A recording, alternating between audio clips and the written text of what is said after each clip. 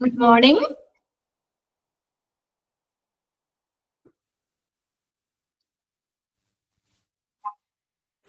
Okay. കഴിഞ്ഞ ദിവസം എടുത്തതൊക്കെ വായിച്ചു നോക്കിയായിരുന്നോ?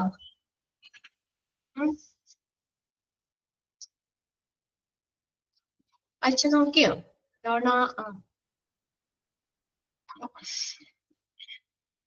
ഓക്കെ. അപ്പൊ നമ്മള് കഴിഞ്ഞ ക്ലാസ്സിൽ എവിടെ വരെയായിരുന്നു പറഞ്ഞ ക്രൂയിങ് അല്ലേ പറഞ്ഞത്? ജസ്റ്റ് ഒന്ന് സ്റ്റാർട്ട് ചെയ്തു അല്ലേ? അതിന് മുന്നേ നമ്മള് ആംബുലൻസിൽ നമ്മൾ കോൾ ചെയ്യുന്ന നമ്പർ 108 എന്നുള്ള നമ്പറിലാണ്. അപ്പൊ നമ്മള് ആംബുലൻസ് സർവീസ് ആവശ്യപ്പെട്ടുകൊണ്ട് വിളിക്കുമ്പോൾ ഒരു എമർജൻസി സിറ്റുവേഷനിൽ നമ്മൾക്ക് കുറച്ച് എമർജൻസി ഡിസ്പാച്ചർ എമർജൻസി അറിയിക്കുന്ന ആളുകൾ എന്തൊക്കെ കാര്യങ്ങൾ പറയണം എന്നുള്ളതല്ലേ നമ്മൾ പോയിന്റ്സ് പറഞ്ഞു അല്ലെ? 6 പോയിന്റ് ആയിട്ട് പറഞ്ഞു. നമ്മൾ കാമായിരിക്കുക, ആ എമർജൻസി ഓപ്പറേറ്ററിനോട് ഏത് ടൈപ്പ് ഓഫ് എമർജൻസി ആണെന്നുള്ളത് പറയണം. പിന്നെ എന്തെങ്കിലും ഡിമാൻഡ് അവര് ആവശ്യപ്പെടുകയാണെങ്കിൽ അഡ്രസ്സ്, ആംബുലൻസ് എത്തിച്ചേരേണ്ട ആ അഡ്രസ്സ്, ആ പോസ്റ്റൽ കോഡ് ഉൾപ്പെടെയുള്ള കറക്റ്റ് അഡ്രസ്സ് പറഞ്ഞു കൊടുക്കണം. പിന്നെ ഫോൺ നമ്പർ ആവശ്യപ്പെടുകയാണെങ്കിൽ ആ ഓപ്പറേറ്ററിന് നമ്മൾ കോണ്ടാക്ട് ചെയ്യാനായിട്ട് അല്ലെ, അല്ലെങ്കിൽ എന്തെങ്കിലും ഡയറക്ഷന് വേണ്ടിയിട്ട് നമ്മൾ കോണ്ടാക്ട് ചെയ്തെങ്കിൽ ഫോൺ നമ്പർ ആവശ്യപ്പെടുകയാണെങ്കിൽ ഫോൺ നമ്പർ പറഞ്ഞു കൊടുക്കണം. പിന്നെ അടുത്തത് പേഷ്യന്റിന്റെ age, sex, then medical history, ഇതൊക്കെ നമ്മൾ പറയണം. പിന്നെ അടുത്തത് എന്താ, ഈ ആ ഒരു നമുക്കറിയാമെങ്കിൽ പറയുന്ന എമർജൻസി പറയുന്ന ആളുകൾക്ക് അറിയാമെങ്കിൽ എന്താ ബ്ലീഡിംഗ് ആണോ, ആ പേഷ്യന്റ് കോൺഷ്യസ് ആയിട്ടുള്ള ഒരു പേഷ്യന്റ് ആണോ, അതോ അൺകോൺഷ്യസിൽ ഇരിക്കുന്ന ഒരു പേഷ്യന്റ് ആണോ, ചെസ്റ്റ് പെയിൻ എന്തെങ്കിലും ഉണ്ടോ, ബ്രീത്തിങ്ങിന് എന്തെങ്കിലും പ്രശ്നമുണ്ടോ, ഇങ്ങനെയുള്ള കാര്യങ്ങൾ പറഞ്ഞു കൊടുക്കണം. പിന്നെ ലാസ്റ്റ് എന്താ പറഞ്ഞേക്കണേ, ഏത് ടൈപ്പ് അല്ലെ, ക്ലിയർ ആയിട്ട് പറയണം. ഇഞ്ചുറി അല്ലെങ്കിൽ എമർജൻസി ഏത് ടൈപ്പ് ആണ്, അതിന് ആ ഒരു സംഭവത്തിന് കാരണമായിട്ടുള്ള കാര്യം എന്താണ്, ഇതൊക്കെ അറിയാമെങ്കിൽ നമ്മളോട് ഡിമാൻഡ് ചെയ്യുകയാണെങ്കിൽ നമ്മൾ ഈ കാര്യങ്ങൾ കൂടി പറഞ്ഞു കൊടുക്കണം. ഇത്രയും 6 പോയിന്റ്സ് കവർ ചെയ്തായിരുന്നു അല്ലേ? വായിച്ചു നോക്കിയെന്നല്ലേ പറഞ്ഞത് എല്ലാവരും? ഓക്കെ. നെക്സ്റ്റ് ആണ് ക്രൂയിങ്. ക്രൂയിങ് എന്ന് പറഞ്ഞാൽ ക്രൂസ് ആരാണ്? ആംബുലൻസിലെ ജോലിക്കാരാണ് ക്രൂസ് എന്ന് പറയുന്നത്. അപ്പൊ നമ്മൾ പല ടൈപ്പ് ആംബുലൻസുകൾ പഠിച്ചില്ലേ? Type A, type B, type C, type D എന്നൊക്കെ. അപ്പൊ ഓരോ ടൈപ്പിലും ഏത് ടൈപ്പ് ആംബുലൻസ് ആണെന്നനുസരിച്ച് അതിന്റെ ക്രൂസ് വ്യത്യാസപ്പെടും അല്ലെ? അപ്പൊ നമ്മൾ ടൈപ്പ് എയിൽ എന്ന് പറഞ്ഞു കഴിഞ്ഞാല് നമുക്ക് ഇങ്ങനെയുള്ള എക്യുപ്മെന്റ്സ് കാര്യങ്ങളൊന്നും ഇല്ല അല്ലേ അവിടെ? അപ്പൊ എന്ന് പറഞ്ഞു കഴിഞ്ഞാൽ സാധാരണ ഒരു ക്വാളിഫിക്കേഷൻ ഉള്ള അല്ലെ, അധികം ക്വാളിഫൈഡ് ആയിട്ടുള്ള ആളുകളൊന്നും വേണമെന്നില്ല. അപ്പൊ ആ ഒരു ഏത് ടൈപ്പ് ഓഫ് എമർജൻസി ആണ് അതിനനുസരിച്ച് ക്വാളിഫിക്കേഷൻ, ആ ക്രൂസിന്റെ ക്വാളിഫിക്കേഷനിൽ വ്യത്യാസപ്പെടാം. ചിലപ്പോ ഒരു ഡ്രൈവറും കൂടെ ഒരു സപ്പോർട്ട് ചെയ്യാനായിട്ട് അല്ലെ ഒരു ക്രൂ മതിയാവും ചില സമയത്ത്. എന്നാൽ ക്രിട്ടിക്കൽ കേസുകളൊക്കെ ആണെങ്കിൽ ചിലപ്പോൾ നേഴ്സ് വേണ്ടി വരാം, ചിലപ്പോൾ നേഴ്സ് മാത്രം പോരാ, ചിലപ്പോൾ ഡോക്ടർ തന്നെ വേണ്ടി വന്നേക്കാം അല്ലെ? ആംബുലൻസിൽ എത്ര ക്രൂസ് മെമ്പേഴ്സ് ഉണ്ടായിരിക്കണം എന്നാ പറഞ്ഞേ? എത്ര ക്രൂസ് ഉണ്ടായിരിക്കും? അത് അത്രയും പറഞ്ഞല്ലേ നമ്മള്? എത്ര ക്രൂസ് ഉണ്ടായിരിക്കും?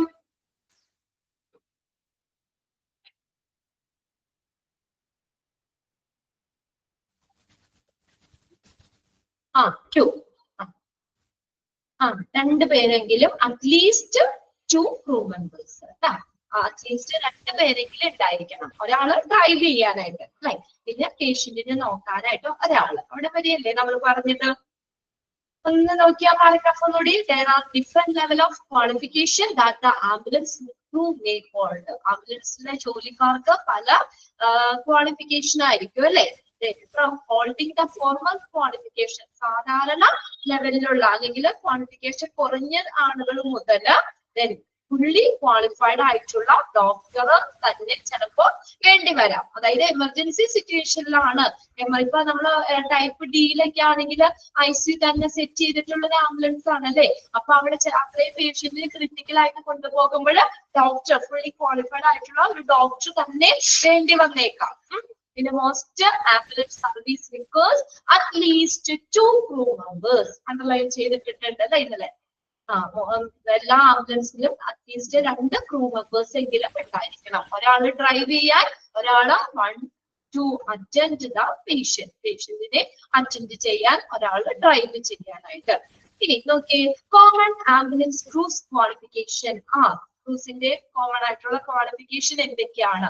ഫസ്റ്റത്തെയാണ് ഫസ്റ്റ് റെസ്പോണ്ടർ. ഫസ്റ്റ് റെസ്പോണ്ടർ ആരാണ്? ഫസ്റ്റ് റെസ്പോണ്ടർ എന്ന് പറയുന്നത് a person who reaches first at the scene of an incident. ആ ഒരു സംഭവ സ്ഥലത്ത് ആദ്യം എത്തിച്ചേരുന്ന വ്യക്തി, അദ്ദേഹമാണ് ഫസ്റ്റ് റെസ്പോണ്ടർ എന്ന് പറയുന്നത്. ഒന്ന് അണ്ടർലൈൻ ചെയ്തിട്ടോ. പ്രീവിയസ് ക്വസ്റ്റ്യൻ പേപ്പറിൽ ചോദിച്ചിട്ടുണ്ട് a person who reaches first at the scene of an incident. ആരാണ്? First responder. And whose job is, അദ്ദേഹത്തിന്റെ ജോലി എന്താ? ഈ ഫസ്റ്റ് റെസ്പോണ്ടറിന്റെ ജോലി എന്താ? Is to give early critical care. early critical care or first aid. First aid കൊടുക്കുക, അല്ലെങ്കിൽ പ്രാഥമിക പരിചരണം നൽകുക എന്നുള്ളതാണ് ഈ ഫസ്റ്റ് റെസ്പോണ്ടറിന്റെ ജോലി എന്ന് പറയുന്നത്, അല്ലെ? അത് നോക്കിയേ. Such as cardio pulmonary റെസിസ്റ്റേഷൻ, CPR കൊടുക്കാൻ കഴിവുള്ള ആളായിരിക്കണം. ഉണ്ടോ? CPR കൊടുക്കുക. ഇപ്പൊ നമ്മളെ ഒരു എമർജൻസി സിറ്റുവേഷൻ ഉണ്ടായി, എന്തെങ്കിലും ഒരു നെഞ്ചുവേദനയോ അല്ലെങ്കിൽ അങ്ങനെ എന്തെങ്കിലും ആണ്, അപ്പോ പെട്ടെന്ന് ആ ഒരു സംഭവം ആംബുലൻസ് ഡ്രൈവറിന്റെ കൂടെ ഒരു ക്രൂസ് ഉണ്ടായിരിക്കുമല്ലോ, അദ്ദേഹം ഫസ്റ്റ് റെസ്പോണ്ടർ. അതായത് ആ ഡ്രൈവറിന്റെ കൂടെ ആംബുലൻസ് അയക്കുന്ന കൂട്ടത്തിൽ ഉണ്ടാവുന്ന ഒരു വ്യക്തിയാണ്. അദ്ദേഹത്തിന് CPR കൊടുക്കാനായിട്ട് അറിയണം. CPR കൊടുക്കാനായിട്ട് ബ്രീത്തിങ്ങിനൊക്കെ പ്രശ്നം ഉണ്ടെങ്കിൽ നമ്മളെ കൊടുക്കുന്നല്ലേ, ഫസ്റ്റത്തെ അല്ലേ CPR എന്ന് പറയുന്നത്. CPR കൊടുക്കാനായിട്ട് കഴിവുള്ള അല്ലെങ്കിൽ അറിവുള്ള ആളായിരിക്കണം. ഓർ അല്ലെങ്കിലോ applying an automated external defibrillator or AED. അപ്പൊ അതിന്റെ രണ്ടിന്റെ എക്സ്പാൻഡഡ് ഫോം അവിടെ ഒന്ന് അണ്ടർലൈൻ ചെയ്തിട്ടാട്ടോ. ഓട്ടോമാറ്റഡ് എക്സ്റ്റേണൽ ഡിഫിബ്രിലേറ്റർ എന്ന് വെച്ചാൽ എന്താ? ഇപ്പൊ നമ്മള് ഫസ്റ്റ് നമ്മൾ പറഞ്ഞു CPR കൊടുക്കണേ എന്ന് പറഞ്ഞു, അല്ലെ? ബ്രീത്തിങ്ങിനൊക്കെ ശ്വാസം എടുക്കാൻ പറ്റാത്ത ഇതൊക്കെ ഉണ്ട്, ഒരു അറ്റാക്ക് പോലെ ഒരു സ്ട്രോക്ക് പോലെയൊക്കെ വരെയാണ്, അങ്ങനെ എന്തെങ്കിലും പ്രശ്നം ഉണ്ടെങ്കിൽ, ബ്രീത്തിങ്ങിന് പ്രശ്നം ഉണ്ടെങ്കിൽ ഫസ്റ്റ് നമ്മൾ CPR കൊടുക്കും. CPR കൊടുക്കണം കണ്ടിട്ടില്ലേ? CPR കൊടുക്കും. ഇനി CPR കൊടുത്തിട്ടും അവര് ഒരു കോൺഷ്യസ് ആയിട്ടില്ല, സാധാരണ ഇതിലേക്ക് വന്നില്ലെങ്കിൽ നെക്സ്റ്റ് കൊടുക്കുന്നതാണ് ഇത് AED എന്ന് പറയുന്നത്. AED എന്താണ്? ഓട്ടോമാറ്റഡ് എക്സ്റ്റേണൽ ഡിഫിബ്രിലേറ്റർ, അല്ലെ?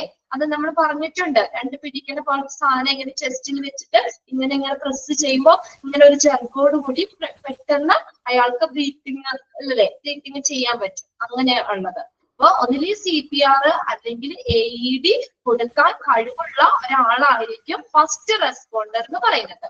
Okay, first responder may be sent by the ambulance service. അപ്പൊ നമ്മൾ ആംബുലൻസ് ആവശ്യപ്പെട്ടുകൊണ്ട് വിളിക്കൂലേ, അപ്പൊ അതിനകത്ത് ഡ്രൈവർ ഉണ്ടാവും, പിന്നെ ആരാ ഉണ്ടാവുന്നത്? First responder. ആ ആംബുലൻസിന്റെ കൂടെ തന്നെ എന്താ അവരെ അയച്ചേക്കാം, ആ സംഭവ സ്ഥലത്തേക്ക് ആ വ്യക്തിനെ അയക്കാം. First responder may be sent by the ambulance service. Ambulance service ambulance അയക്കുമ്പോൾ, അല്ലെ, അപ്പൊ നമുക്ക് ആ സമയത്ത് ഡ്രൈവറിന്റെ കൂടെ ഫസ്റ്റ് റെസ്പോണ്ടറിനെ ആ സംഭവ സ്ഥലത്തേക്ക് അയച്ചേക്കാം.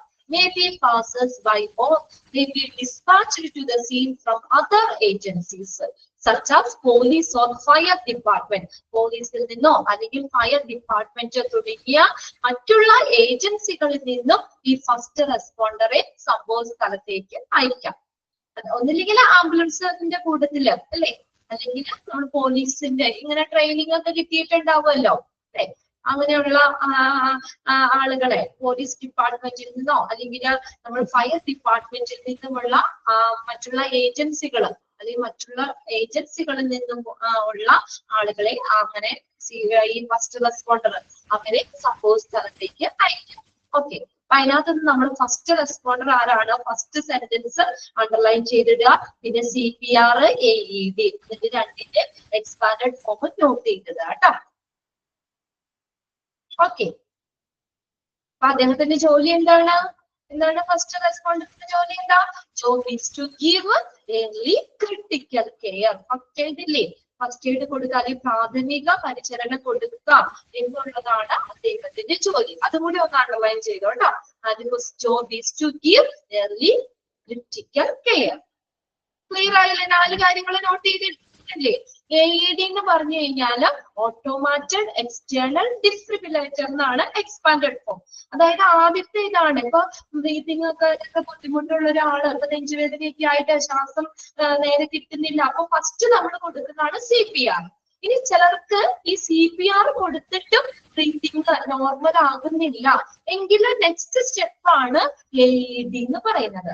അതായത് നമ്മൾ രണ്ട് ഇങ്ങനെ പിടിക്കുന്ന പോലത്തെ സാധനം ഇങ്ങനെ ചെസ്റ്റിൽ വെച്ചിട്ട് ഇങ്ങനെ ഇങ്ങനെ ഇങ്ങനെ പ്രസ് ചെയ്യുമ്പോൾ പെട്ടെന്ന് ഒരു ചിലപ്പോൾ നിങ്ങൾ സിനിമയിലൊക്കെ കണ്ടിട്ടില്ലേ, ഇങ്ങനെ ശ്വാസമൊക്കെ ഇങ്ങനെ ബ്രീത്തിങ് ഇങ്ങനെ ശ്വാസമൊക്കെ വലിച്ചിട്ട് ശ്വാസം കിട്ടാൻ ബുദ്ധിമുട്ടുള്ള പേഷ്യൻസിന് ഈ ഡെലിവറിയുടെ ഒക്കെ സമയത്തൊക്കെ ചിലപ്പോ ഇങ്ങനെ ജർക്ക് പോലത്തെ ഉള്ള ഒരു എന്താ പറയുക രണ്ട് പിടിക്കുന്ന സാധനം ചെസ്റ്റിൽ വെച്ചിങ്ങനെ ഭയങ്കര ഇതായിട്ട് ഇങ്ങനെ പ്രസ് ചെയ്യും.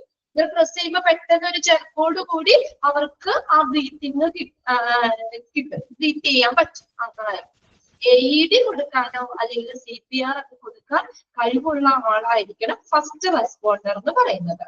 അത് നമ്മുടെ ആംബുലൻസ് സർവീസ്, നമ്മൾ ആംബുലൻസ് വരുമ്പോൾ ആ കൂട്ടത്തിന് അയാളെ ആ സംഭവ സ്ഥലത്തേക്ക് അയക്കാം, അല്ലെങ്കിൽ പോലീസോ അല്ലെങ്കിൽ ഫയർ ഡിപ്പാർട്ട്മെന്റോ മറ്റുള്ള ഏജൻസികളിൽ നിന്നുള്ള ആളുകളെയും എന്താണ് ആ സംഭവ സ്ഥലത്തേക്ക് അയക്കാം. അല്ലെങ്കിൽ അവിടെ ട്രെയിനിങ് കിട്ടിയിട്ടുള്ള ആളുകളില്ലേ അവരെ ആണെങ്കിലും ഫസ്റ്റ് റെസ്പോണ്ടർ ആയിട്ട് സംഭവ സ്ഥലത്തേക്ക് അയക്കാം, ഈ ആംബുലൻസിന്റെ കൂടെ അയക്കാം. ഇനി രണ്ടാമത്തെ ക്രൂ എന്ന് പറയുന്നതാണ് ആംബുലൻസ് ഡ്രൈവർ ആണ്. അപ്പൊ അദ്ദേഹത്തിന്റെ ജോലി എന്തായിരിക്കും? എന്താണ്? ഡ്രൈവ് ചെയ്യുക അല്ലെ? ആംബുലൻസ് സുരക്ഷിതമായിട്ട് ഡ്രൈവ് ചെയ്യുക എന്നുള്ളതാണ് അദ്ദേഹത്തിന്റെ ഒരു ജോലി. Some ambulance employs staff without any qualification. പ്രത്യേകം ക്വാളിഫിക്കേഷൻ വേണോ? ലൈസൻസ് വേണോ അല്ലെ? ലൈസൻസ് വേണം, അല്ലാതെ നമുക്ക് ഇങ്ങനെ ഒത്തിരി ക്വാളിഫിക്കേഷൻ ഒന്നും വേണമെന്നില്ല ആംബുലൻസ് ഡ്രൈവറിന്. കണ്ടോ? Or just basic first training, അവർക്കൊരു ട്രെയിനിങ് ഫസ്റ്റ് ബേസിക് ട്രെയിനിങ് കിട്ടിയിട്ടുണ്ടാവും. അതായത് എന്താണ് പറഞ്ഞേക്കുന്നത് നോക്കിയേ അതൊന്ന് നോക്കിയേ. First line, some service employs staff without any qualification whose work is to simply drive the vehicle. അദ്ദേഹത്തിന്റെ ജോലി എന്താ? ഡ്രൈവ് ചെയ്യുക അല്ലെ? ആംബുലൻസ് ഡ്രൈവ് ചെയ്യുക എന്നുള്ളതാണ് ജോലി. അധികം വിത്തൗട്ട് എനി ക്വാളിഫിക്കേഷൻ, അധികം ക്വാളിഫിക്കേഷൻ ഒന്നും വേണ്ട, അധികം ക്വാളിഫിക്കേഷൻ അങ്ങനെ വേണമെന്നില്ല. ബേസിക് ട്രെയിനിങ് കിട്ടിയ ആളായിരിക്കും. എന്തിനാന്ന് നോക്കിയേ, ambulance drivers may also have training in using the radio. നമ്മൾ പറഞ്ഞില്ലേ ഈ 2-way റേഡിയോയുടെ കാര്യം പറഞ്ഞില്ലേ? അപ്പൊ ആ ഡ്രൈവറിന് 2-way റേഡിയോ യൂസ് ചെയ്യാനുള്ള ട്രെയിനിങ് കിട്ടിയിട്ടുണ്ടായിരിക്കും. അതായത് ഓൺ ദ വേയിൽ നമുക്ക് ആംബുലൻസ് ഡ്രൈവറിന് ഹോസ്പിറ്റലിലേക്ക് എന്തെങ്കിലും മെസ്സേജുകൾ പാസ് ചെയ്യണ്ടേ? ഇപ്പൊ ഇത്രയും ക്രിട്ടിക്കൽ ആയിട്ട് പേഷ്യന്റിനെ കൊണ്ട് ഞങ്ങള് അവിടെ നിന്ന് തിരിച്ചിട്ടുണ്ട്, ഞങ്ങള് ഹോസ്പിറ്റലിൽ എത്തുന്ന സമയത്തിനുള്ളിൽ എത്താറാണ്ട് 10 മിനിറ്റിനുള്ളിൽ എത്തും. അങ്ങനെ അപ്പോൾ ഉള്ളതൊക്കെ നമുക്ക് ഹോസ്പിറ്റലിലേക്ക് ഇടയ്ക്ക് ആംബുലൻസിൽ ഇരുന്നു കൊണ്ട് തന്നെ അറിയിക്കണ്ടേ? അതുകൊണ്ട് അദ്ദേഹത്തിന് എന്ത് വേണം? ആ ഒരു ഈ നമ്മൾ പറഞ്ഞ 2-way റേഡിയോ ഒക്കെ ഹാൻഡിൽ ചെയ്യാനുള്ള ഒരു ട്രെയിനിങ് അദ്ദേഹത്തിന് കിട്ടിയിരിക്കണം. ട്രെയിനിങ് കൊടുക്കും കേട്ടോ. Ambulance drivers may also have a training in the use of radio and knowing. പിന്നെ ഒരു കാര്യം കൂടി അദ്ദേഹം അറിഞ്ഞിരിക്കണം, knowing where the medical supplies are stored in the ambulance. ആംബുലൻസിലെ മെഡിക്കൽ സപ്ലൈകൾ എവിടെയാണ് സ്റ്റോർ ചെയ്തേക്കുന്നത്? ഓരോ ഓക്സിജൻ സിലിണ്ടർ എവിടെയാണ്, അല്ലെങ്കിൽ മറ്റുള്ള മെഡിസിൻസോ മറ്റുള്ള കാര്യങ്ങളോ ഇതൊക്കെ എവിടെയാണ് എന്നുള്ളത് അറിഞ്ഞിരിക്കണം. നമ്മള് കുറെ ഇൻസ്ട്രുമെന്റ്സിന്റെ ഒക്കെ കാര്യം പറഞ്ഞില്ലേ ആംബുലൻസില്, ഓരോ എക്യുപ്മെന്റ്സുകളൊക്കെ. അപ്പൊ അതൊക്കെ എവിടെയാണ് വെച്ചിരിക്കുന്നത് എന്നുള്ളത് അദ്ദേഹം അറിഞ്ഞിരിക്കണം. 2 കാര്യങ്ങളാണ് ആ ഡ്രൈവറിന്റെ പറയുന്നുള്ളൂ കേട്ടോ. നമ്മൾ ആംബുലൻസ് ഡ്രൈവ് ചെയ്യാനുള്ള ഇത് വേണം. പിന്നെ പറഞ്ഞേക്കുന്നത് അവർക്കൊരു ട്രെയിനിങ് കിട്ടിയിട്ടുണ്ടായിരിക്കും. എന്താ? ആ റേഡിയോ, അതായത് 2-way റേഡിയോ ഹാൻഡിൽ ചെയ്യാനുള്ള ട്രെയിനിങ് കിട്ടിയിട്ടുണ്ടായിരിക്കും. പിന്നെ അദ്ദേഹം അറിയേണ്ട ഒരു കാര്യം എന്ന് പറഞ്ഞാൽ ആംബുലൻസിൽ ഓരോ മെഡിക്കൽ സപ്ലൈസുകള് എക്യുപ്മെന്റ്സുകളൊക്കെ എവിടെയാണ് വെച്ചിരിക്കുന്നത്, എവിടെയാണ് സ്റ്റോർ ചെയ്തേക്കുന്നത് എന്നുള്ളത് അറിഞ്ഞിരിക്കണം. ക്ലിയർ ആയോ? BP മോണിറ്റർ, സ്റ്റെതസ്കോപ്പ്, ഇതൊക്കെ നമ്മൾ പറഞ്ഞല്ലേ ടൈപ്പ് C ആംബുലൻസിലുള്ള എക്യുപ്മെന്റ്സുകൾ. അതൊക്കെ എവിടെയാണ്, ഇപ്പൊ എവിടെയാണ് അത് ഇരിക്കണേന്ന് ചോദിച്ചു കഴിഞ്ഞാൽ കൃത്യമായിട്ട് പറഞ്ഞു കൊടുക്കാൻ ഡ്രൈവർ മനസ്സിലാക്കിയിരിക്കണം. അത്രേ ഉള്ളൂ കേട്ടോ. പിന്നെ 2-way റേഡിയോ യൂസ് ചെയ്യാനും അറിയണം. ആ 2 കാര്യങ്ങളും അറിയണുള്ളൂ. പിന്നെ ഡ്രൈവ് ചെയ്യാൻ അറിയണം. ആ 3 കാര്യങ്ങളാണ് ഡ്രൈവറിനെ കുറിച്ച് പറഞ്ഞത് കേട്ടോ. ആംബുലൻസ് ഡ്രൈവ് ചെയ്യാൻ അറിയണം, 2-way റേഡിയോ യൂസ് ചെയ്യാനായിട്ട് അറിയണം, അതിനുള്ള ട്രെയിനിങ് അദ്ദേഹത്തിന് കിട്ടിയിരിക്കണം. പിന്നെ ആംബുലൻസില് മെഡിക്കൽ സപ്ലൈകള് അല്ലെങ്കിൽ എക്യുപ്മെന്റ്സുകളൊക്കെ എവിടെയാണ് സ്റ്റോർ ചെയ്തേക്കുന്നത് എന്നുള്ളത് കൂടി അദ്ദേഹം അറിഞ്ഞിരിക്കണം. അതെങ്ങനെ ഉപയോഗിക്കേണ്ടത് അതിന്റെ ഡീറ്റെയിൽ ഒന്നും വേണ്ട, എവിടെയാണ് ഈ സാധനം എവിടെ ഇരിക്കണേന്ന് ചോദിച്ചു കഴിഞ്ഞാൽ അത് എവിടെയാന്നുള്ളത് കൃത്യമായിട്ട് പറഞ്ഞു കൊടുക്കാനായിട്ട് അത് അദ്ദേഹത്തിന് അറിയണം. ഓക്കെ, ക്ലിയർ അല്ലേ ആംബുലൻസ് ഡ്രൈവർ? ഓക്കെ, ഇനി മൂന്നാമത്തെ ക്രൂസ് ആണ് പറഞ്ഞിരിക്കുന്നത് നോൺ എമർജൻസി അറ്റൻഡന്റ്. ആ പേരിന്ന് കേൾക്കുമ്പോ അറിയാലോ അത്ര എമർജൻസി അല്ല അല്ലെ, നോൺ എമർജൻസി അറ്റൻഡന്റ് ആണ്. This role has different level of training across the world. അതായത് ലോകവ്യാപകമായി ഇവർക്ക് പല ലെവലിലുള്ള ട്രെയിനിങ് ആണ് കൊടുത്തേക്കുന്നത്. ആ ഒരു പൊസിഷനാണ് നോൺ എമർജൻസി അറ്റൻഡന്റ് എന്ന് പറയുന്നത്.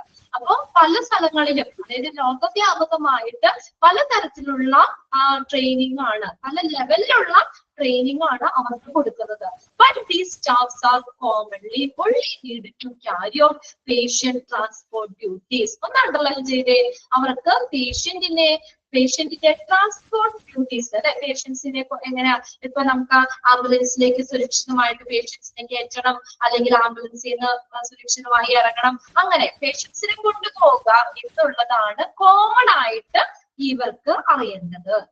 These staff are commonly only needed to carry out patient transport duties.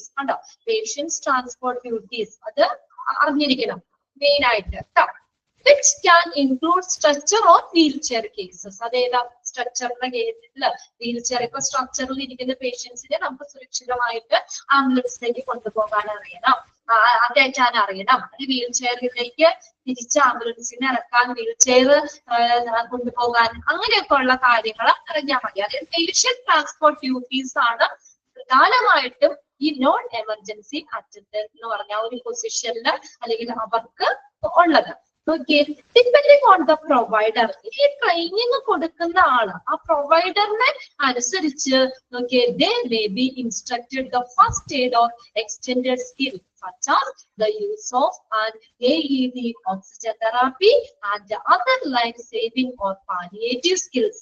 ഇനി നമുക്ക് ആ പ്രൊവൈഡർ പ്രൊവൈഡ് ചെയ്യുന്നവർ, ആ ട്രെയിനിങ് പ്രൊവൈഡ് ചെയ്യുന്നവരെ ഡിപ്പെൻഡ് ചെയ്തിട്ട് അവർക്ക് ചില ഇൻസ്ട്രക്ഷൻസ് കൊടുക്കുക, അതായത് ഫസ്റ്റ് എയ്ഡ് കൊടുക്കാനായിട്ട് അറിയണം, അല്ലെങ്കിൽ ചില എക്സ്റ്റേണൽ സ്കിൽസിലുള്ള അതായത് AED, ഓട്ടോമാറ്റിക് എക്സ്റ്റേണൽ ഡിഫിബ്രിലേറ്റർ, അത് യൂസ് ചെയ്യാനുള്ള ട്രെയിനിങ് കിട്ടിയിട്ടുണ്ടാവും.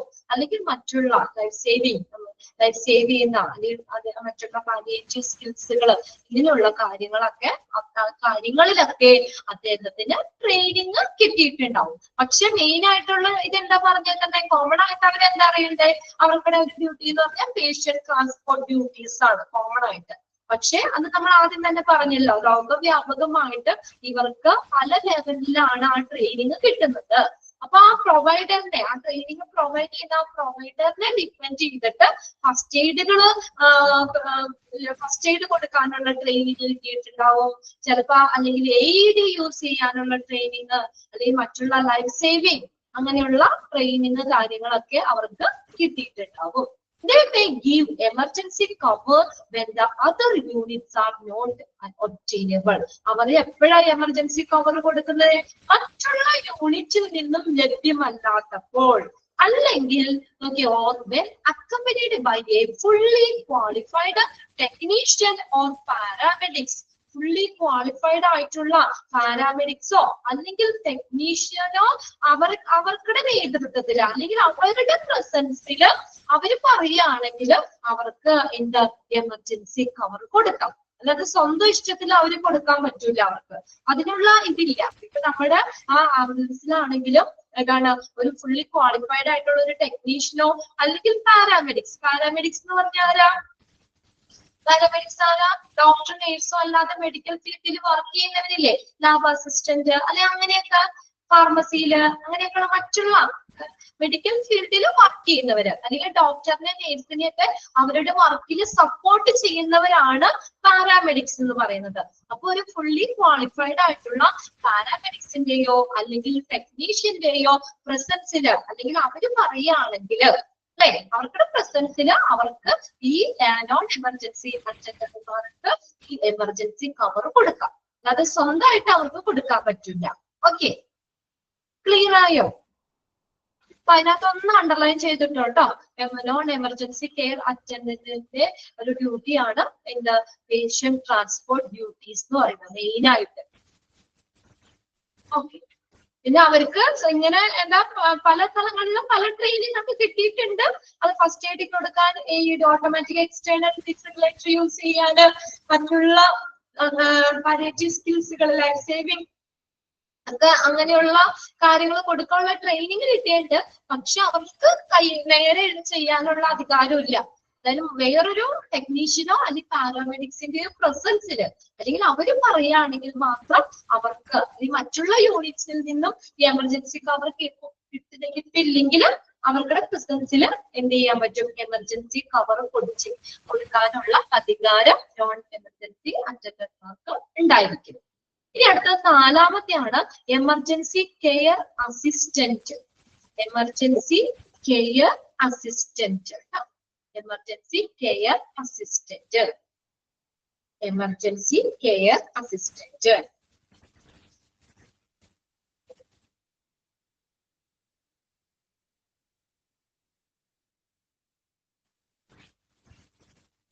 Okay. Frontline ambulance drivers who arrive at the occurrence in both emergency and non-emergency situations. അപ്പോൾ എമർജൻസി ആണെങ്കിലും നോൺ എമർജൻസി സിറ്റുവേഷൻ ആണെങ്കിലും അത് കൈകാര്യം ചെയ്യാൻ കഴിവുള്ള ആളുകളാണ് എമർജൻസി കെയർ അസിസ്റ്റന്റ് എന്ന് പറയുന്നത്. എമർജൻസി സിറ്റുവേഷൻ ആണെങ്കിലും നോൺ എമർജൻസി സിറ്റുവേഷൻ ആണെങ്കിലും വർക്ക് ചെയ്യുന്ന രീതിയിൽ അല്ലെങ്കിൽ അത് ഹാൻഡിൽ ചെയ്യാൻ കഴിവുള്ള തരത്തിലുള്ള സ്റ്റാഫുകളാണ് എമർജൻസി കെയർ അസിസ്റ്റന്റ് എന്ന് പറയുന്നത് കേട്ടോ. Emergency care assistant. Okay, their job is to help the technician or paramedics. They are working with the carry of their duties. ഒന്ന് അണ്ടർലൈൻ ചെയ്തിട്ട്, their job is to help the technician-നെയോ അല്ലെങ്കിൽ പാരാമെഡിക്സിനെയോ. ഇപ്പൊ നമ്മൾ മുന്നത്തെ പറഞ്ഞത് ഏതാണ്, നോൺ എമർജൻസി സമയത്ത് മാത്രമാണ് കേട്ടോ. കണ്ടോ, നോൺ എമർജൻസി അറ്റൻഡർമാർ, എമർജൻസി അല്ലാത്ത സിറ്റുവേഷനുകൾ മാത്രമാണ് അവർക്ക് ഹാൻഡിൽ ചെയ്യാൻ പറ്റുള്ളൂ. ഇവിടെ നോക്കി, എമർജൻസി കെയർ അസിസ്റ്റന്റ് എന്ന് പറഞ്ഞാൽ എമർജൻസി ആണെങ്കിലും എമർജൻസി അല്ലെങ്കിലും രണ്ടും പറയുന്നുണ്ട് കേട്ടോ. Both emergency and non emergency situation, ആ രണ്ട് സിറ്റുവേഷനിലും വർക്ക് ചെയ്യുന്ന രീതിയിലുള്ള സ്റ്റാഫുകളാണ് എമർജൻസി കെയർ അസിസ്റ്റന്റ് എന്ന് പറയുന്നത്. അവരുടെ ജോബ് എന്താണ്, എന്താ അവർ ചെയ്യേണ്ടത്? is to help the technician or paramedics. They working with the carry out their duties. അപ്പൊ ടെക്നീഷ്യനോ പാരാമെഡിക്സോ അവരുടെ ഡ്യൂട്ടികൾ ചെയ്യുമ്പോൾ അവരെ ഒന്ന് സപ്പോർട്ട് ചെയ്ത് കൊടുക്കുക, അവരെ ഒന്ന് ഹെൽപ്പ് ചെയ്ത് കൊടുക്കുക.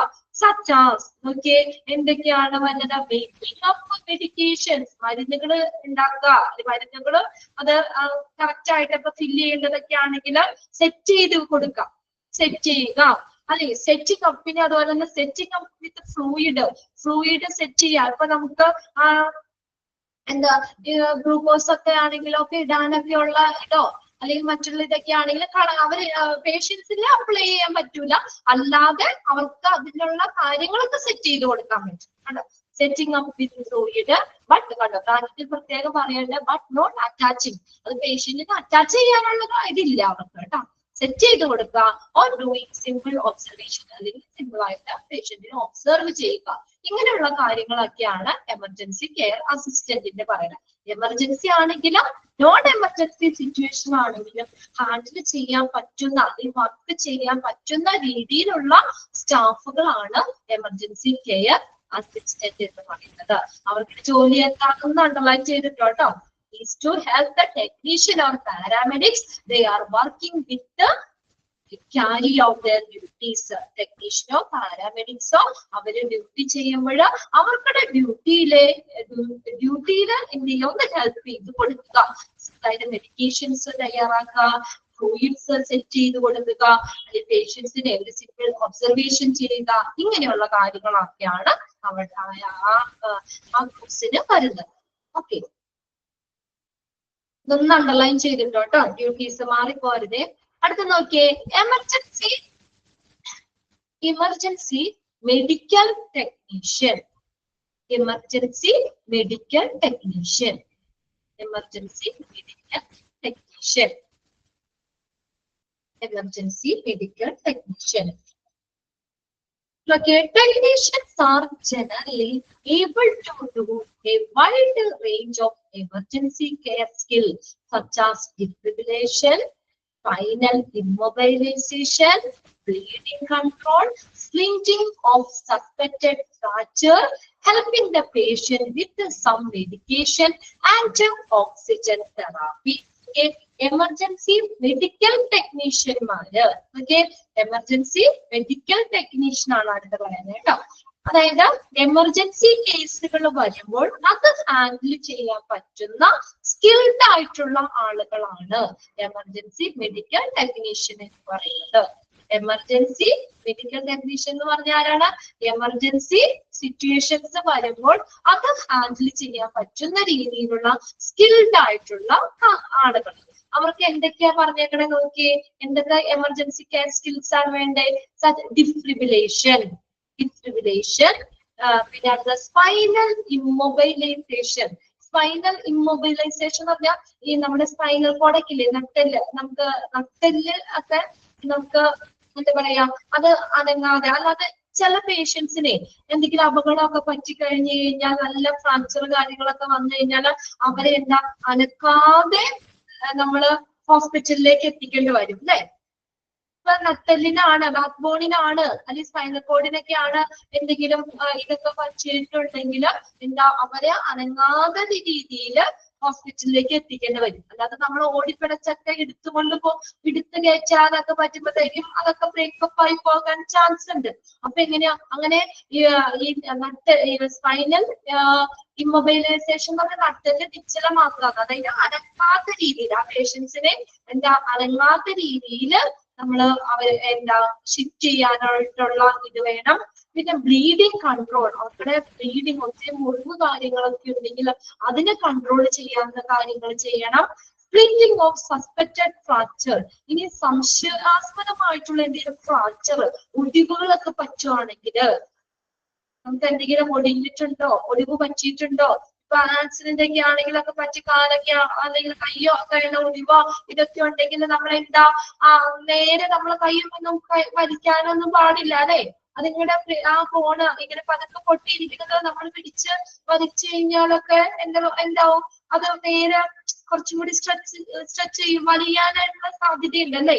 അല്ലെങ്കിൽ പതുക്കെ ചിന്നിരിക്കുന്നത് ചിലപ്പോൾ കൂടുതൽ പൊട്ടാനൊക്കെയുള്ള ചാൻസ് ഒക്കെ ഉണ്ടാവും. അപ്പൊ അങ്ങനെ ആ സംശയാസ്പദമായിട്ടുള്ള എല്ലാ ഫ്രാക്ചർ കാര്യങ്ങളൊക്കെ ഉണ്ടെങ്കിൽ അത് നമ്മൾ ഈ ഒരു എന്താ പറയാ, ഒരു വാരിയൊക്കെ വെച്ച് ഇങ്ങനെ വലിച്ചു കിട്ടൂലേ, വലിച്ച് ഇങ്ങനെ അനക്കാത്ത രീതിയിൽ ഒരു കഷ്ണം എന്തെങ്കിലും ഒക്കെ ഇതിങ്ങനെ വെച്ചിട്ട്, കൈയാണ് നമുക്ക് എന്തെങ്കിലും ഫ്രാക്ചർ ഉണ്ടെന്ന് സംശയം ഉണ്ടെങ്കിൽ നമ്മൾ നേരെ കൈ പിടിച്ച് പൊക്കാതെ എന്ത് ചെയ്യണം, അതിനെ സപ്പോർട്ട് ചെയ്യുന്ന രീതിയിൽ എന്തെങ്കിലും വെച്ചിങ്ങനെ കിട്ടുക, അനക്കാത്ത രീതിയിൽ. അങ്ങനെയുള്ളതൊക്കെ ചെയ്യാനുള്ള ഇത് വേണം. And helping the patient with some medication and oxygen therapy, ചില മരുന്നുകൾ കൊടുക്കാൻ, ഓക്സിജൻ തെറാപ്പി, ഇതിനൊക്കെ അങ്ങനെ നമ്മൾ പേഷ്യൻസിനെ ഹെൽപ്പ് ചെയ്യുക, മരുന്നുകൾ കൊടുത്ത് അല്ലെങ്കിൽ ഓക്സിജൻ തെറാപ്പി ഒക്കെ ചെയ്ത് ആ പേഷ്യൻസിനെ ഹെൽപ്പ് ചെയ്യുക. അപ്പൊ ഇങ്ങനെയുള്ള കാര്യങ്ങളൊക്കെ ഹാൻഡിൽ ചെയ്യാൻ അറിവുള്ളവരായിരിക്കണം എമർജൻസി മെഡിക്കൽ ടെക്നീഷ്യൻ എന്ന് പറയുന്നത്. Okay, certain countries split in this term into level. In ചില രാജ്യങ്ങളിൽ ഈ എമർജൻസി മെഡിക്കൽ ടെക്നീഷ്യൻ എന്ന് പറഞ്ഞാൽ അവരെ രണ്ടായിട്ട് സ്പ്ലിറ്റ് ചെയ്തിട്ടുണ്ട്. ഓക്കെ, US എക്സാമ്പിൾ കൊടുത്തേക്കുന്നത് such as in US EMT basic emergency medical emergency team, that medical emergency medical team, emergency medical team. രണ്ട് ഇതായിട്ടാണ് EMT ബേസിക് ആൻഡ് EMT തന്നെയാണ് കേട്ടോ. ഇവിടെ ഐന്ന കൊടുത്തേക്കണേ. EMT intermediate emergency medical technician, basic, EMT intermediate. അങ്ങനെ രണ്ട് section ആയിട്ട് basic ആയിട്ട് കൊടുക്കുന്നവരും കുറച്ചും കൂടി ഇന്റർമീഡിയറ്റ് ആയിട്ട് എടുക്കുന്നവരും അങ്ങനെ രണ്ടായിട്ട് സ്പ്ലിറ്റ് ചെയ്തിട്ടുണ്ട്. എന്തായാലും പൊസിഷൻ ഒന്ന് തന്നെയാണ്. അതിന് രണ്ടായിട്ട് ചില കൺട്രീസിൽ ആ ഒരു ടേമിനെ നമുക്ക് രണ്ടായിട്ട് സ്പ്ലിറ്റ് ചെയ്തിട്ടുണ്ട് പറയുന്നത്. EMT basic and EMT intermediate. അത് ഒത്തിരി എമർജൻസി സ്കിൽസുകൾ ഉള്ള എമർജൻസി സിറ്റുവേഷനിൽ അത് ഹാൻഡിൽ ചെയ്യാനായിട്ട് അത് ഒത്തിരി സ്കില്ലുകളുള്ള ആളായിരിക്കണം എമർജൻസി മെഡിക്കൽ ടെക്നീഷ്യൻ എന്ന് പറയുന്നത്. ഡിഫിബ്രിലേഷൻ കൊടുക്കാൻ, സ്പൈനൽ ഇമ്മൊബിലൈസേഷൻ, നട്ടലിനൊക്കെ എന്തെങ്കിലും പറ്റിയിട്ടുണ്ട് അല്ലെ, ഇതിനെയൊക്കെ നമ്മൾ അനക്കാത്ത രീതിയിൽ കൊണ്ടുപോകാനായിട്ട്, ബ്ലീഡിങ്ങിനെ കൺട്രോൾ ചെയ്യാനായിട്ട്, എന്തെങ്കിലും സംശയാസ്പദമായിട്ടുള്ള ഫ്രാക്ചർ കാര്യങ്ങൾ അങ്ങനെ വരികയാണെങ്കിൽ അത് ഡീൽ ചെയ്യാൻ പറ്റുന്നവര്, പേഷ്യൻസിന് ചില മരുന്നുകള്, ഓക്സിജൻ തെറാപ്പി ഒക്കെ കൊടുത്ത് ഹെൽപ്പ് ചെയ്യാനൊക്കെ കഴിവുള്ള അത്രയും സ്കിൽഡ് ആയിട്ടുള്ള എമർജൻസി കെയർ സ്കിൽസ് അങ്ങനെ എമർജൻസി ഹാൻഡിൽ ചെയ്യാൻ പറ്റുന്ന ഇത്രയും സ്കില്ലുകളുള്ള ആളായിരിക്കും എമർജൻസി മെഡിക്കൽ ടെക്നീഷ്യൻ. അവർക്ക് അതിനുള്ള ട്രെയിനിങ്ങും കാര്യങ്ങളും ഒക്കെ കിട്ടിയിട്ടുണ്ടാവും. ഇനി അടുത്തത് ആറാമത്തെ എന്ന് പറഞ്ഞാൽ രജിസ്ട്രേഡ് നേഴ്സ് ആണ്. Registered nurse. In certain system, nurses are the principal providers of advanced level care on ambulance. അതായത് ടൈപ്പ് ഡി ഇല്ലേ, എന്ന് പറഞ്ഞാൽ അഡ്വാൻസ്ഡ് ലൈഫ് സപ്പോർട്ട് ആംബുലൻസ് അല്ലേ.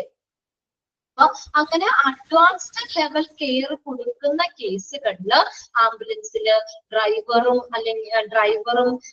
പിന്നെ ഒരു രജിസ്ട്രേഡ് നേഴ്സ് തന്നെ അത്രയും എക്സ്പീരിയൻസ് ഉള്ള നേഴ്സ് എന്നൊക്കെ നമ്മൾ പറയില്ല, അത്രയും രജിസ്ട്രേഡ് ആയിട്ടുള്ള ഒരു നേഴ്സ് തന്നെ വേണ്ടി വന്നേക്കാം അവിടെ. അപ്പൊ എമർജൻസി മെഡിക്കൽ ടെക്നീഷ്യനോ അല്ലെങ്കിൽ മറ്റുള്ള നമ്മളിപ്പോ ഫസ്റ്റ് റെസ്പോണ്ടർ മാത്രോ അല്ലെ, അല്ലെങ്കിൽ നോൺ എമർജൻസി അറ്റൻഡറോ അങ്ങനെ അവര് ഉണ്ടായാൽ മാത്രം പോരാ. അത്രയും അഡ്വാൻസ്ഡ് ലെവൽ കെയർ കൊടുക്കുന്ന അല്ലെങ്കിൽ അത്രയും കെയർ കൊടുക്കുന്ന ആംബുലൻസിൽ ഒരു രജിസ്ട്രേഡ് നേഴ്സ് തന്നെ വേണ്ടി വന്നേക്കാം.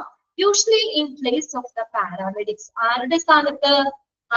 പാരാമെഡിക്സിന്റെ സ്ഥാനത്ത്. അപ്പൊ അവിടെ പാരാമെഡിക്സ് പോരാ, പാരാമെഡിക്സിന്റെ സ്ഥാനത്ത് ഒരു നല്ല ബേസിക് ആയിട്ടുള്ള നല്ല അഡ്വാൻസ്ഡ് ലെവൽ കെയർ കൊടുക്കുന്ന ആംബുലൻസുകളില് പാരാമെഡിക്സുകളുടെ സ്ഥാനത്ത് ഒരു രജിസ്ട്രേഡ് നേഴ്സ് തന്നെ വേണ്ടി വന്നേക്കാം. Nurse may also work on ambulance for critical care transport. ഒന്ന് അപ്ലൈ ചെയ്തിട്ടോ. Nurse may also work on ambulance for critical care transport. Critical care transport അങ്ങനെയുള്ള ആംബുലൻസിൽ നേഴ്സുകൾ നിർബന്ധമായും വേണം.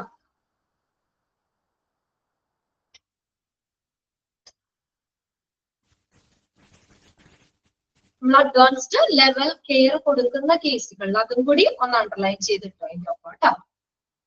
ക്രിട്ടിക്കൽ കെയർ ട്രാൻസ്പോർട്ട് അല്ലെങ്കിൽ അഡ്വാൻസ്ഡ് ലെവൽ കെയർ കൊടുക്കുന്ന ആംബുലൻസിൽ അല്ലെങ്കിൽ അങ്ങനെയുള്ള കേസുകളിൽ രജിസ്ട്രേഡ് ആയിട്ടുള്ള നേഴ്സ് തന്നെ വേണ്ടി വരാം. അവര് പാരാമെഡിക്സോ മറ്റുള്ളവരൊന്നും പോരാ. അതിന് പകരം അവർക്കുടെ സ്ഥാനത്ത് അത് പാരാമെഡിക്സിന്റെ സ്ഥാനത്ത് രജിസ്ട്രേഡ് ആയിട്ടുള്ള ഒരു നേഴ്സ് തന്നെ വേണ്ടി വരാം. അത് പ്രത്യേകിച്ച് കുട്ടികളുടെ കേസിലൊക്കെ കേട്ടോ, യോണൈറ്റൽ കുട്ടികളുടെ കേസിലൊക്കെ അങ്ങനെയൊക്കെ ആകുമ്പോഴത്തേക്കും എന്തായാലും അവിടെ ഒരു നേഴ്സ് തന്നെ ആംബുലൻസിൽ വേണം. രണ്ട് സെന്റൻസ് നോട്ട് ചെയ്തിട്ടില്ലേ?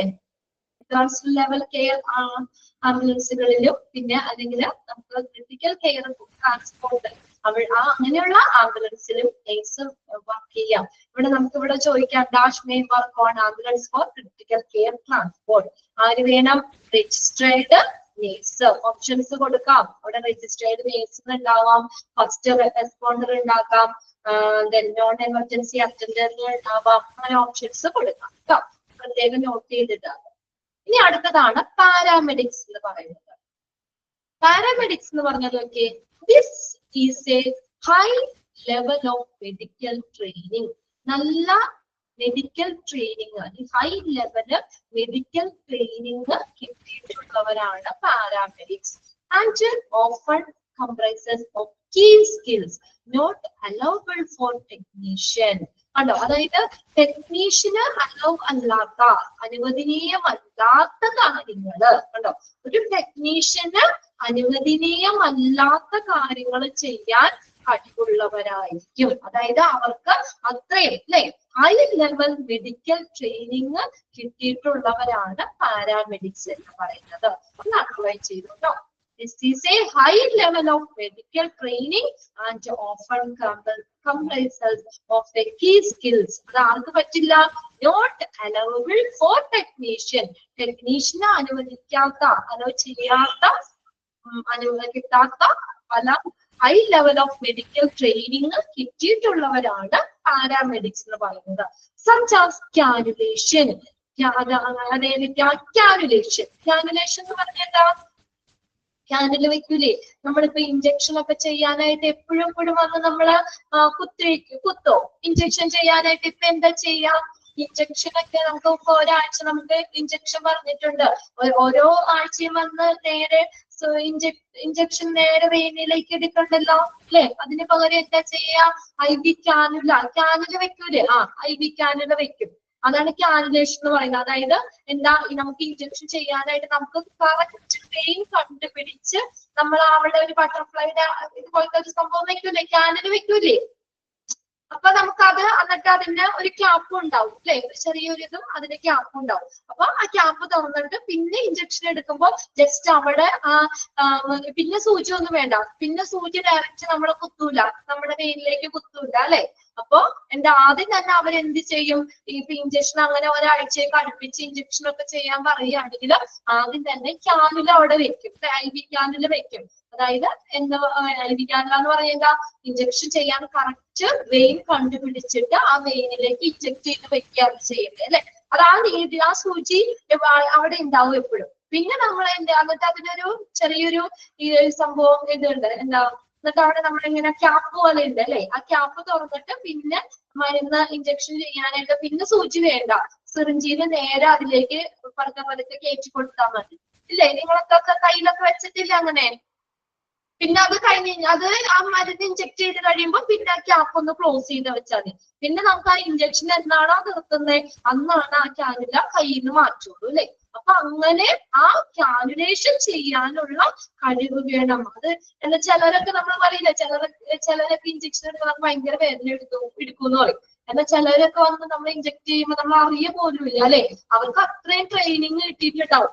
നിങ്ങൾക്ക് തന്നെ അറിയാം, ചില ഹോസ്പിറ്റലിലൊക്കെ നല്ല ചെല്ലുമ്പോൾ ചിലപ്പോൾ ഒരു 5-6 കുത്തുമ്പോഴായിരിക്കും ചിലപ്പോ വെയിൻ, ചിലപ്പോ അവിടെ നോക്കുമ്പോ ആ വെയിൻ കറക്റ്റ് അല്ല, അല്ലെങ്കിൽ അത് മരുന്ന് കയറില്ല, അങ്ങനെയല്ല. ചിലർക്ക് ഒറ്റ പ്രാവശ്യം മതി അല്ലേ? അത് അത്രയ്ക്ക് അവര് എന്താ പറയാ, അത്രയും ട്രെയിനിങ് കിട്ടിയിട്ടുള്ളവരായിരിക്കും അത്. അപ്പൊ ചിലരൊക്കെ ആണെങ്കിൽ ഒറ്റ കുത്തിന് അവിടെ കറക്റ്റ് വെയിന് കിട്ടും, സ്മൂത്ത് ആയിട്ട് നമുക്കൊരു അറിയും കൂടി ഇല്ല. ഇഞ്ചക്ഷൻ കഴിഞ്ഞ് കഴിയുമ്പോഴായിരിക്കും ചിലപ്പോ അങ്ങനെ അത്രയും എക്സ്പീരിയൻസ് ഉള്ളവരും ഉണ്ടാവും. അതാണ് കറക്റ്റ് വെയിൻ കണ്ടുപിടിച്ചിട്ട് പേഷ്യൻസിന് ബുദ്ധിമുട്ടില്ലാത്ത രീതിയിൽ ഇഞ്ചക്ട് ചെയ്യാനായിട്ട് അല്ലെ?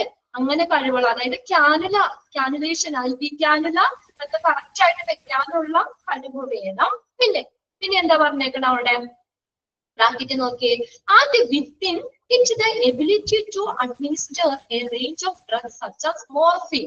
മോർഫിൻ എന്ന് പറഞ്ഞ മരുന്ന് കേട്ടിട്ടില്ലേ? എന്തിനു ഉപയോഗിക്കുന്നതാണ് മോർഫിൻ? വേദന സംഹാരിയായിട്ട് ഉപയോഗിക്കുന്ന മരുന്നാണ്. അപ്പൊ മോർഫിൻ പോലുള്ള മരുന്നുകള് അല്ലെ? അങ്ങനെയുള്ള ഡ്രഗ്സ് എന്ന് പറഞ്ഞാൽ മരുന്നുകൾ, മോർഫിൻ പോലുള്ള മരുന്നുകളൊക്കെ നൽകാനുള്ള കഴിവ് വേണം. പെയിൻ റിലീഫ് ആണ്, വേദന സംഹാരിയായിട്ട് ഉപയോഗിക്കുന്നതാണ് മോർഫിൻ എന്ന് പറയുന്നത്. പിന്നെ അടുത്ത് നോക്കിയേ, ട്രക്കിയൽ ഇൻറ്റുബേഷൻ. ട്രക്കിയൽ ഇൻറ്റുബേഷൻ എന്ന് പറഞ്ഞാലായിട്ട് നമുക്ക് ഒരു ട്യൂബ്, നമുക്ക് ഏതാണ് ഇൻസേർട്ട് ട്യൂബ് മൗത്ത്, ഒരു വ്യക്തിയുടെ വായിക്കൂടെ ട്യൂബ് ട്രക്കിയയിലേക്ക് ഇറക്കുക ചെയ്യുന്നത്. എന്തിനു വേണ്ടിയാ? ട്രക്കിയയിലേക്ക് നമുക്ക് ഓക്സിജൻ ഡെലിവറി ചെയ്യാനായിട്ട്. നേരെ നമുക്ക് ബ്രീത്ത് ചെയ്യാൻ പറ്റില്ലെങ്കിലേ നമുക്ക് വായിക്കൂടെ ഒരു ട്യൂബ് നമ്മുടെ ട്രക്കിയയിലേക്ക് ഇറക്കി, വായിക്കൂടെ അറ്റാച്ചപ്പെടുത്തുക, വായിക്കൂടെ ട്യൂബ് ട്രക്കിയയിലേക്ക് ഇറക്കി വിടുന്നത്. എന്തിനാ? ഓക്സിജൻ ഡെലിവറി ചെയ്യാൻ വേണ്ടിയിട്ട്. അതാണ് ട്രക്കിയൽ ഇൻറ്റുബേഷൻ എന്ന് പറയുന്നത്. അത് ചെയ്യാനുള്ള കഴിവ് അല്ലെങ്കിൽ അറിവ് വേണം. And other skills such as executing എന്ന് പറഞ്ഞാൽ നിർവഹിക്കുക. ക്രൈക്കോതൈറോട്ടമി എന്ന് പറഞ്ഞാൽ ഒരു മെഡിക്കൽ പ്രൊസീജിയർ ആണ്.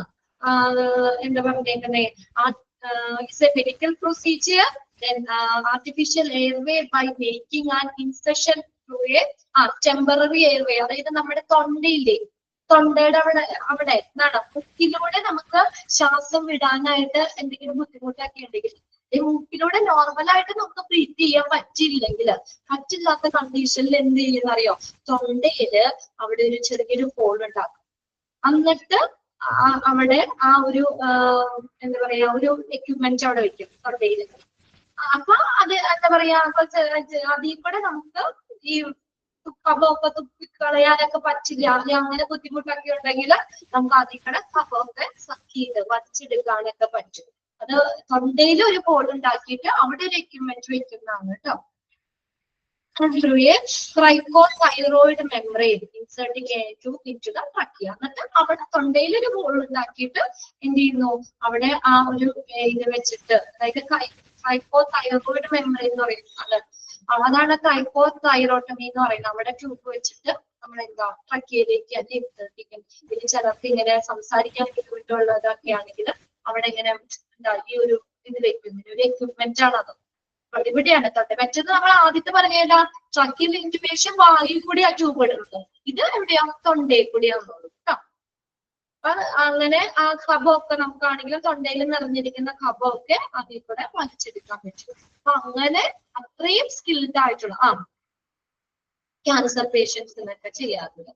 അങ്ങനെ അത്രയും സ്കിൽഡ് ആയിട്ടുള്ളവരാണ് പാരാമെഡിക്സ്. എന്തൊക്കെയാ നമ്മൾ പറഞ്ഞ അവർക്ക് ഹൈ ലെവല് മെഡിക്കൽ ട്രെയിനിങ് കിട്ടിയിട്ടുണ്ട്.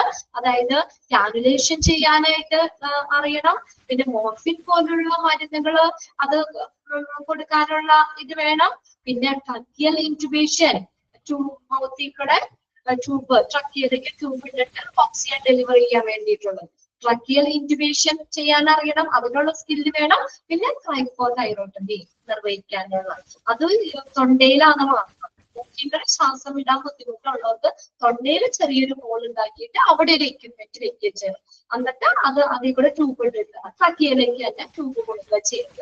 പിന്നെ തൊണ്ടയിൽ കഫമൊക്കെ നിറഞ്ഞിട്ടുണ്ടെങ്കിലും അത് സക്ക് ചെയ്തെടുക്കാൻ, അതിൽ കൂടെ സക്ക് ചെയ്തെടുക്കാനും സഹായിക്കും. അപ്പൊ അത്രയും ഇത് വേണം. പിന്നെ അടുത്തതാണ് എട്ടാമത്തെ എമർജൻസി കെയർ പ്രാക്ടീഷണർ, ECP എന്ന് പറയും കേട്ടോ, ഷോർട്ട് ചെയ്തിട്ട് emergency care practitioner. This position is outlined to bridge link between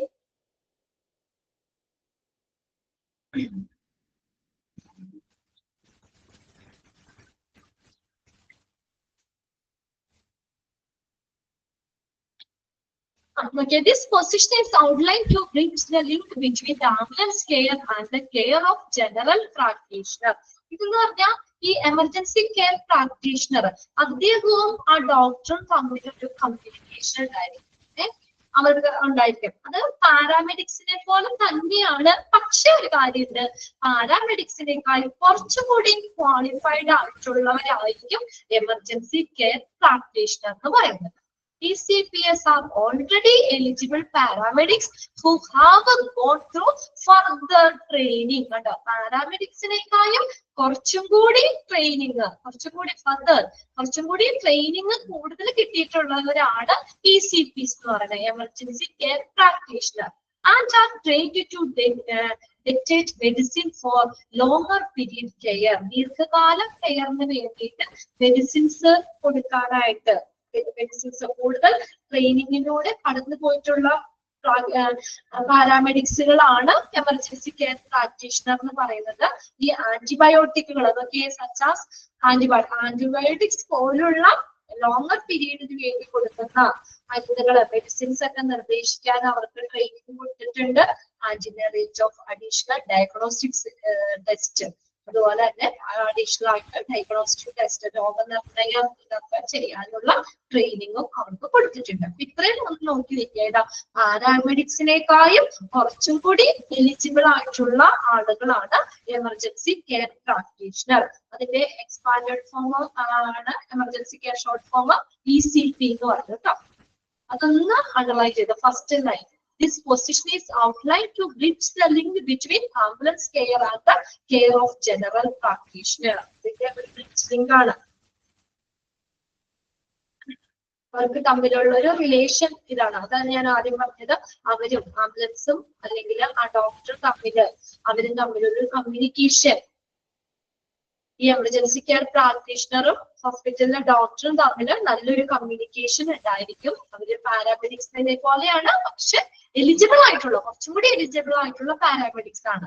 പാരാമെഡിക്സിനേക്കാളും കുറച്ചും കൂടി ട്രെയിനിങ് കിട്ടിയിട്ടുള്ളവരാണ് എമർജൻസി കെയർ പ്രാക്ടീഷണർ എന്ന് പറയുന്നത്.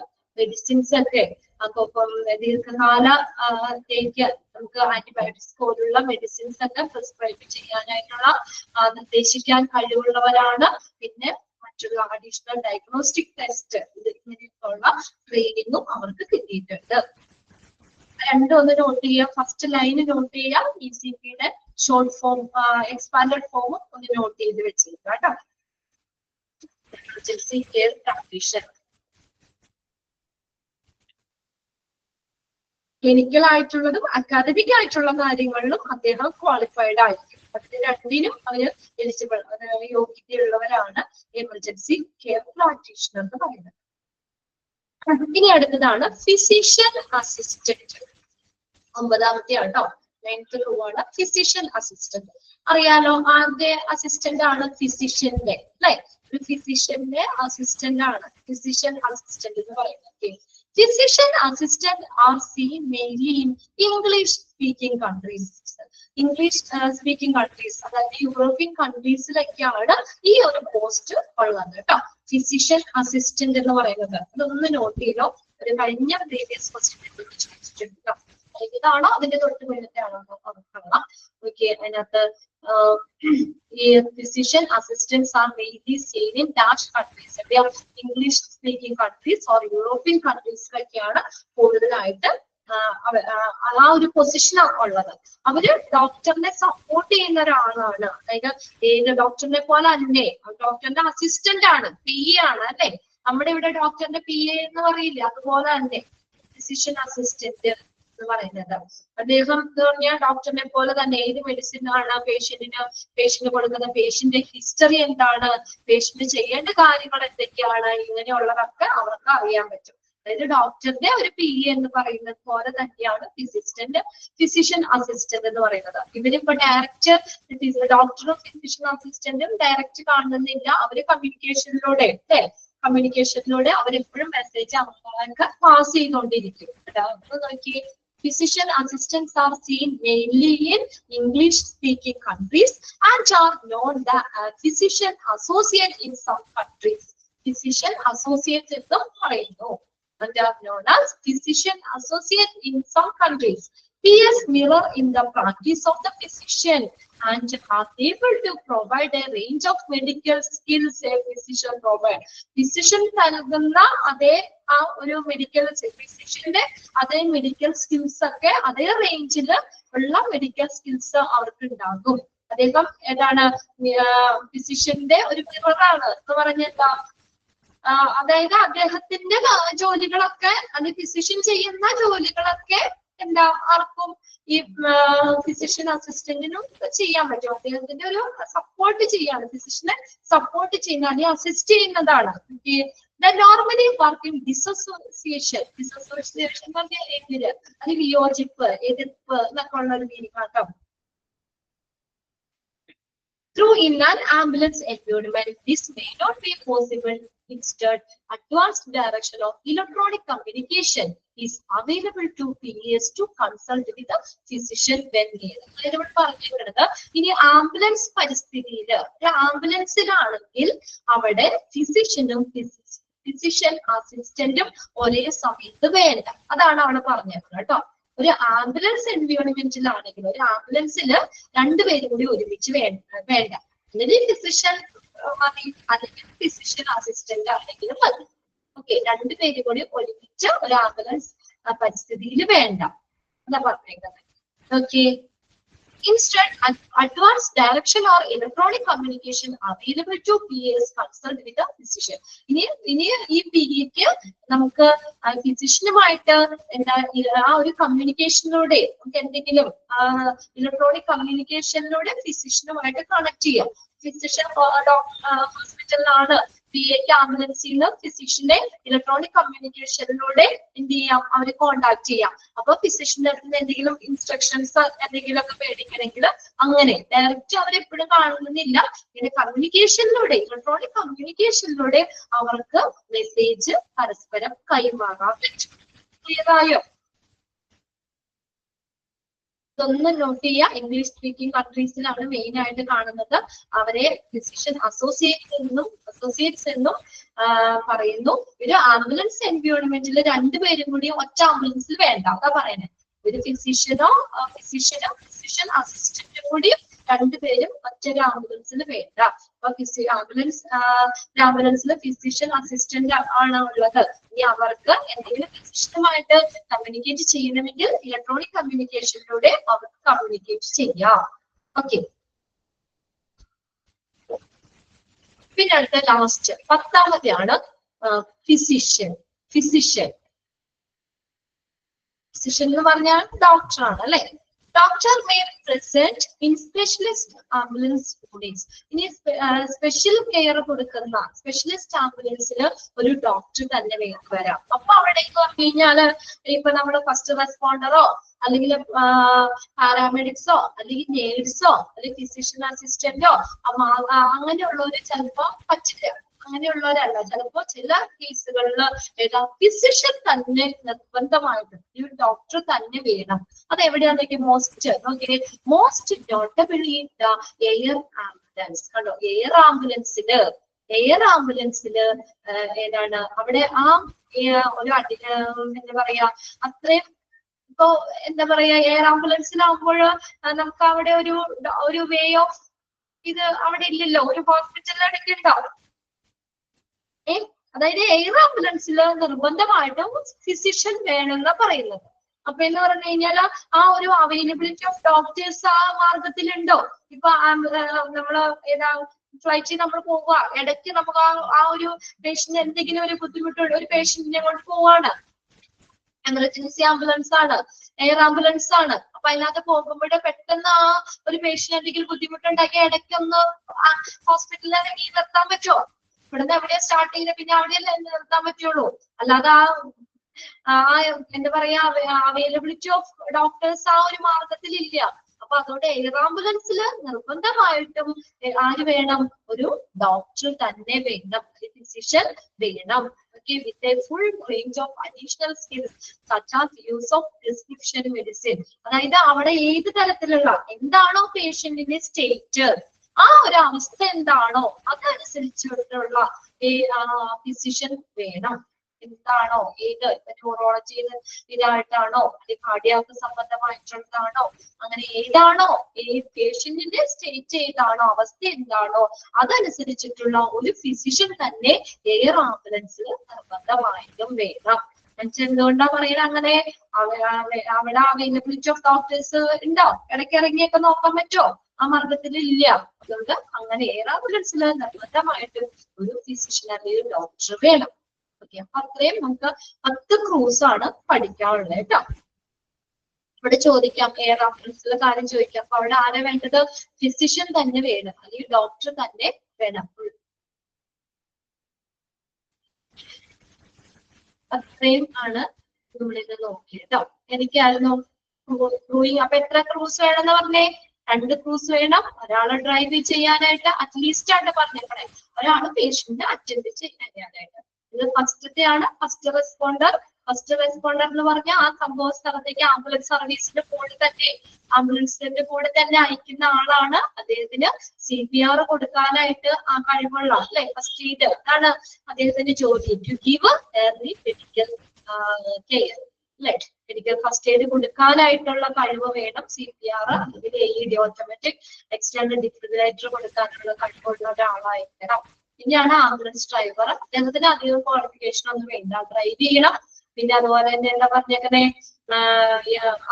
റേഡിയോ അല്ലെ, QV റേഡിയോ യൂസ് ചെയ്യാൻ അറിയണം. പിന്നെ ആംബുലൻസിൽ മെഡിസിൻസ് എവിടെയാണ് വെച്ചേക്കുന്നത് അത്രയും അറിഞ്ഞാൽ മതി.